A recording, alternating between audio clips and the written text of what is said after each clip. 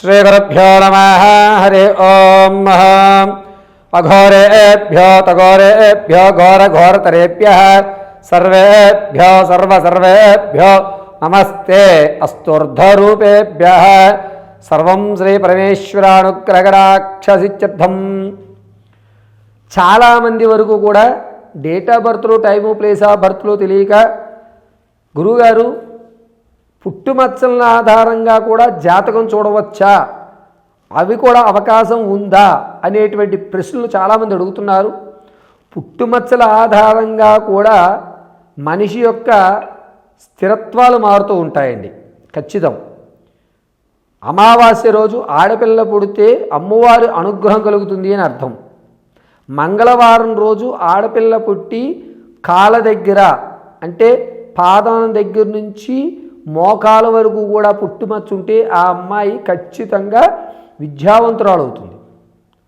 చేతి వెనక భాగంలో ఈ చేతి వెనక భాగంలో పుట్టుమచ్చ కనుక ఉంటే ఆ అమ్మాయి చేతిగా ఎవరైతే ధనం తీసుకుంటారో వారికి కలిసి వస్తుంది.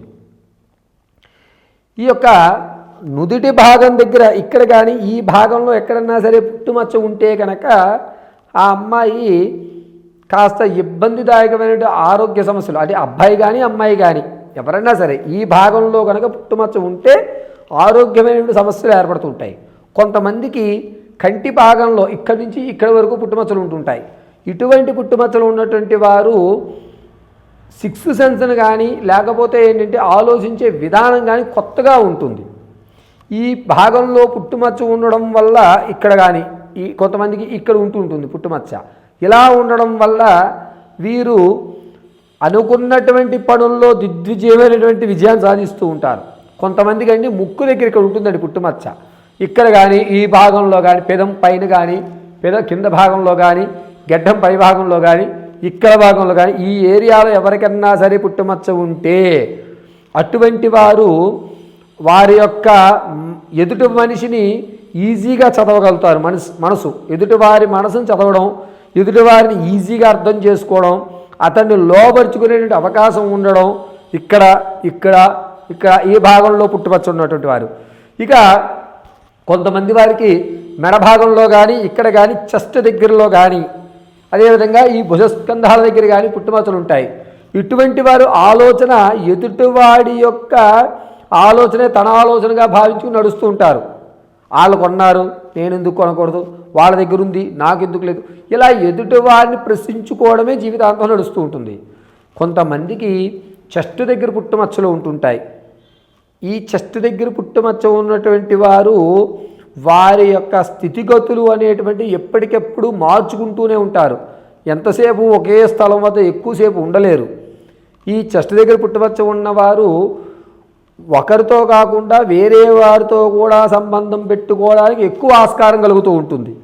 పైగా వీరు ఏ స్థలంలో అన్నా సరే 2 సంవత్సరాల మించి ఉండరు. స్థలమైనా మారుస్తారు, లేదా అక్కడి నుంచి కొన్ని రోజులు వేరే ప్రదేశంలో ఒక నెల రోజులు కానీ వారం రోజులు కానీ ఉండడానికి ఎక్కువ ఆస్కారం ఉంటుంది. ఇక పొట్ట భాగం దగ్గర నుంచి అంటే ఈ భాగం దగ్గర నుంచి మొదలు పెట్టుకుని నాభి వరకు కూడా ఎదరా వెనక భాగంలో ఎవరికైనా పుట్టుమచ్చ ఉంటే వారు వాక్చాతుర్యం కలిగిన వాళ్ళు అవుతారు. అంటే మాట చాలా ఇదిగా ఉంటుంది. ఒక స్థాయిలో వారి యొక్క మాట అనేటువంటిది నిలబెట్టుకుంటుంటారు. ఎదుటివాడి యొక్క విషయం అంతటినీ కూడా వీరు గ్రిప్ తెచ్చుకుని అతనికి ఏమి కావాలో అది చేయడానికి ప్రాధాన్యత ఎక్కువ వహిస్తూ ఉంటారు. ఇక ఈ భాగం దగ్గర నుంచి ఇక్కడ వరకు కూడా ఎవరికైతే పుట్టుమచ్చలు ఉంటాయో వారు శ్రమజీవులుగా చెప్పవచ్చు. అంటే కొంతమందికి ఈ భాగాల్లో పుట్టుమచ్చలు ఉంటాయి. ఈ భాగాల్లో 2 వైపులా కూడా పుట్టుమచ్చ ఉన్నటువంటి వారు తినేటువంటి అవకాశం చాలా తక్కువగా ఉంటుంది. అంటే నాకు ఇది కావాలి అనుకున్నారనుకోండి, అది ఆ సమయానికి దొరకదు. అనవసరమైన సమయంలో అది దొరుకుతూ ఉంటుంది. ఫర్ సపోజ్ ఓ ఇడ్లీ తిందాం అనుకున్నారు, కానీ ఆ సమయంలో ఇడ్లీ దొరకదు, దోశో వేరే దొరుకుతుంది. సరే ఏదైతే ఏముందిలే కాంప్రమైజ్ అనేటువంటి వ్యవస్థ ఏర్పడుతూ ఉంటుంది. ఇక కొంతమందికి వేళ్ల మధ్యలో కానీ వేళ్ల మీద కానీ పుట్టుమచ్చలు ఉంటాయి. ఇటువంటి వాళ్ళు ఏంటంటే ధనాన్ని తీసుకోవడానికే తప్ప ధనం ఇవ్వడానికి పనికిరారు. ఇక తొడ భాగంలో కానీ యోని స్థానంలో కానీ పుట్టుమచ్చ ఉంటే కనుక అటువంటి వాళ్ళు దశమహావిద్యలను కానీ క్షుద్ర దేవతలను కానీ ఈజీగా వారు కైవసం చేసుకోవడానికి అవకాశం ఉంటుంది. పెరుద భాగంలో కానీ, తొడ భాగంలో కానీ, యోని స్థానంలో కానీ, అంగస్థానంలో కానీ ఎవరికన్నా పుట్టుమచ్చ ఉంటే వీరిని వశీకరణ చేయలేం. కొంతమంది ఏంటంటే మందు పెడతాము, మరుగుమందు పెడతాము అంటారు. ఈ చోటలో పుట్టుమచ్చ ఉంటే అది ఫలించదు. వీరు ఎవరికి కూడా వశము కారు. వీరు ఏ దేవతారాధనన్నా ఈజీగా సాధించుకోవడానికి అవకాశం ఉంటుంది. ఇక తొడభాగం ప్రారంభం చేసుకుని మోకాల వరకు కూడా ఎవరికైతే పుట్టుమచ్చ ఉంటుందో వీరు సౌందర్యవతులుగా ఉంటారు. వివాహంలో అనేకమైన ఇబ్బందులు కలుగుతాయి. భర్తతో అన్యోన్యమైన దాంపత్య జీవితం ఎడబాటు అవుతుంది. మోకాల దగ్గర నుంచి పిక్కల దగ్గర కింద భాగంలో ఎవరికైతే పుట్టుమచ్చ ఉంటుందో వీరు ఎంతసేపటికి కూడా ఏదో కోల్పోయామని, తనకు ఉన్నా కూడా ఏదో జరగట్లేదు అనేటువంటి ఒక బాధ భయంతో కాలం గడుపుతూ ఉంటారు. అరికాల్లో పుట్టుమచ్చ ఉంటే స్థిరత్వం ఏర్పడదు. ఎంతసేపటికి మారడం, వీళ్ళు కాదు వాళ్ళు, వాళ్ళు కాదు వీళ్ళు, ఇలాగా కన్ఫ్యూజ్ మైండ్తో ఉంటారు. కొంతమందికి మెడ వెనక భాగంలో పుట్టుమచ్చ ఉంటుంది. ఇలా మెడ వెనక భాగంలో పుట్టుమచ్చ కనుక ఉంటే వారి యొక్క ఆలోచన విధానం, సిక్స్ సెన్స్ అనేది చాలా బాగా పనిచేస్తుంది. కొంతమందికి చెవి వెనక భాగంలో కానీ, చెవిలో కానీ, ఈ భాగాల్లో కానీ పుట్టుమచ్చలు అనేటువంటివి ఏర్పడుతూ ఉంటాయి.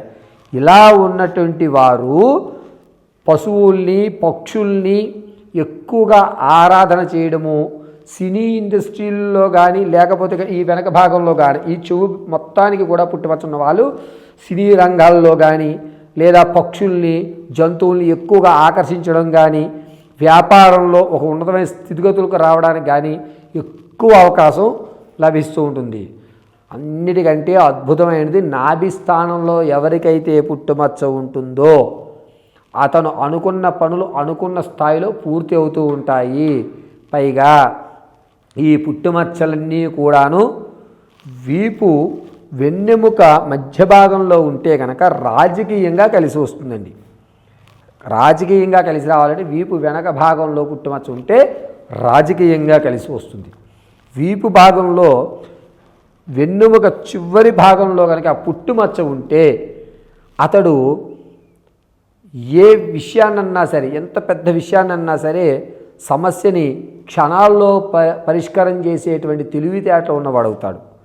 కొంతమందికి ఏమవుతుందంటే ముక్కు గోడల భాగంలో పుట్టుమచ్చ ఉంటుంది. ఇక్కడ ఈ భాగాల్లో పుట్టుమచ్చ ఉంటుంది, లేదా ఈ భాగంలో పుట్టుమచ్చ ఉంటుంది. ఇలా ఉన్నటువంటి వారు ఎక్కువ శాతము ఆహార పదార్థాలకు సంబంధించి కానీ, షెఫ్లు కానీ, లేదంటే కనుక వీరు వినూత్నంగా, అందరికంటే వినూత్నంగా ప్రయత్నాలు చేసేటువంటి అవకాశం కలుగుతూ ఉంటుంది.